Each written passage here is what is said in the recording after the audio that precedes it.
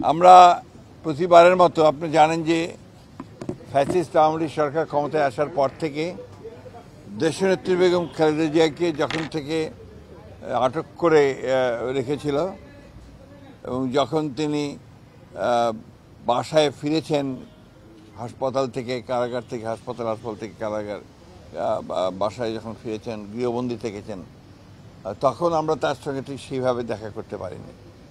পরবর্তীকালে যখন তিনি মুক্ত হয়েছেন তখন আমরা তার সঙ্গে এই ঈদের দিনে আমরা তার সঙ্গে সৌজন্য সাক্ষাৎ করতে আসি।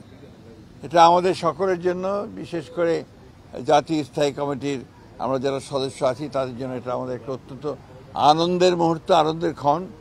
কারণ আমাদের নেত্রী, যাকে কেন্দ্র করে আমরা দীর্ঘকাল রাজনীতি করেছি এবং অনেক সফলতা অর্জন করেছে বিএনপি তার নেতৃত্বে, যিনি বাংলাদেশের রাজনীতিতে গুণগত পরিবর্তন এনেছেন, সেই নেত্রীর সঙ্গে যখন আমরা কথা বলি আমাদের স্বাভাবিকভাবেই আমরা নতুনভাবে অনুপ্রাণিত বোধ করি এবং গণতন্ত্রের প্রতি তার যে অবিচল আস্থা, সেই আস্থা তিনি সবসময় প্রকাশ করেন এবং তার প্রতিটি কথার মধ্যে আমরা সেই বিষয়টা দেখতে পাই যে গণতন্ত্রের প্রতি তার যে আস্থা, তার যে অনুরাগ এবং তিনি যে বিশ্বাস করেন যে গণতান্ত্রিক ব্যবস্থা ছাড়া কোনো ব্যবস্থাই ঠিক সেইভাবে আপনার রাষ্ট্রের উপকার করতে পারে না।